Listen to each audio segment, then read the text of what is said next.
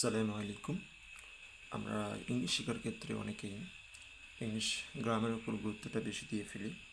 যখন ইংলিশ শিখতে আমাদের বেশ বেগ পেতে হয়। আসলে ইংলিশ শেখার এটা ভালো এক পদ্ধতি না।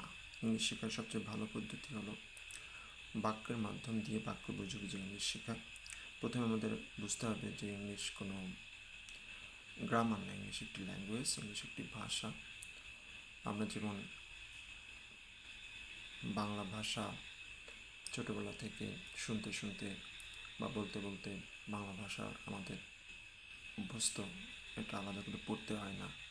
তো ইংলিশও এরকম একটি ল্যাঙ্গুয়েজ, এটা আমাদের পড়ার মাধ্যম দিয়ে বুঝে বুঝে পড়ার মাধ্যম দিয়ে আমাদের অটোমেটিক্যালি ইংলিশটা আয়ত্তে চলে আসে। এটার জন্য রুল মুখস্থ করে ইংলিশ পড়াটা খুব বেশি ভালো পদ্ধতি না। তো আমরা এরকম 12টি গুরুত্বপূর্ণ বাক্য নিয়ে আলোচনা করব।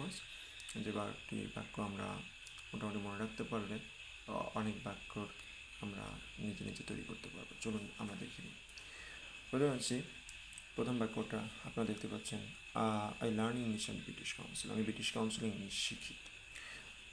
আই লার্ন ইংলিশ, আমি ইংলিশ শিখি অ্যাট ব্রিটিশ কাউন্সিল। কোথায়? ব্রিটিশ কাউন্সিলে। এখানে একটা গ্রামার বলে রাখা ভালো যে বাক্যে কোথায় অর্থাৎ ব্রিটিশ কাউন্সিলে, তার আগে অ্যাড ব্যবহার করা হয়েছে। কোথায়? ব্রিটিশ কাউন্সিলে, কারণ অ্যাড ব্যবহার করা হয়েছে। আরেকটা সিম্পল জিনিস সেটা হচ্ছে যে বাংলা বাক্যে যদি বিভক্তি থাকে, যেমন কাউন্সিলে এখানে এ বিভক্তি আছে, তবে ইংলিশ বাক্যে একটা প্রিপোজিশন থাকে, বা ইংলিশ বাক্যে প্রিপোজিশন থাকলে বাংলা বাক্যে বিভক্তি আসে। I learn English at British Council, আমি ব্রিটিশ কাউন্সিলে ইংলিশ শিখি। এরপর আসি 2 নম্বর বাক্য। আপনারা দেখতে পাচ্ছেন, I am learning English at British Council. আমি ব্রিটিশ কাউন্সিল ইংলিশ শিখছি, চলমান। I am learning English at British Council, আমি ব্রিটিশ কাউন্সিল ইংলিশ শিখছি। 3 নম্বর বাক্য, I have been learning English at British council for 3 months। আমি 3 মাস ধরে ব্রিটিশ কাউন্সিল ইংলিশ শিখতেছি। এখানে একটা ছোট নিয়ম, সেটা হলো বাক্যে ফর ব্যবহার করা হয়েছে। এই ধরনের বাক্যের ক্ষেত্রে অর্থাৎ প্রেজেন্ট পারফেক্ট টেন্সের ক্ষেত্রে ফরের এখানে অর্থ দেবে ধরে বা যাবত, অর্থাৎ ধরে বা যাবত। I have been learning English at British council for 3 months। আমি 3 মাস যাবত ব্রিটিশ কাউন্সিল ইংলিশ শিখতেছি, বা 3 মাস ধরে ব্রিটিশ কাউন্সিল ইংলিশ শিখতেছি।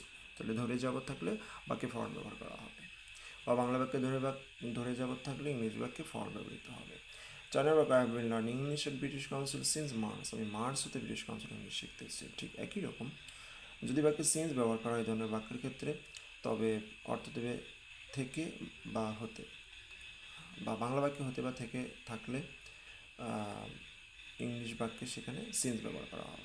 I have learn English at British council since March. আমি মার্চ হতে ব্রিটিশ কাউন্সিল ইংলিশ শিখতেছি।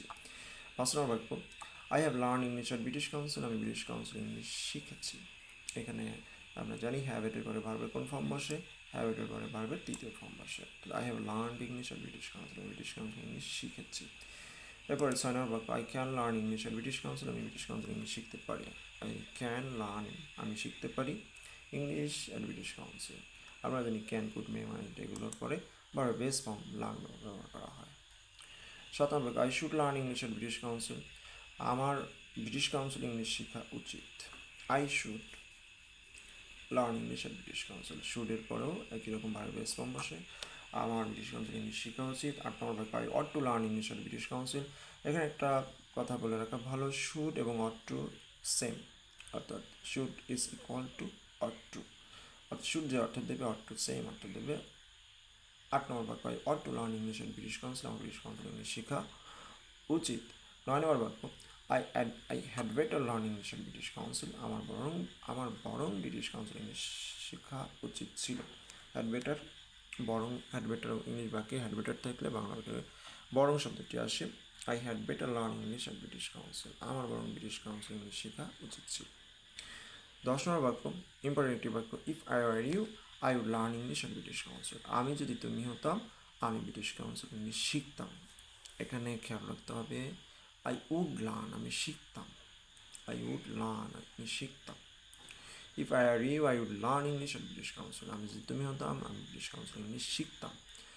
11 নম্বর বাক্য, ইফ আই আর ইউ, আমি যদি তুমি হতাম, I could learn English at British Council, আমি ব্রিটিশ কাউন্সিল ইংলিশ শিখতে পারতাম। এখানে একটু বলে রাখা ভালো, আমরা দেখলাম আই উড লার্ন, আমি আই উড লার্ন আমি শিখতাম, আর আই কুড লার্ন আমি শিখতে পারতাম। পার্থক্যটা এখানে, আমি শিখতাম, আই কুড লার্ন আমি শিখতে পারতাম। আর if I R you, I could learn English at British Council, আমি যদি তুমি হতো আমি ব্রিটিশ কাউন্সিল শিখতে পারতাম।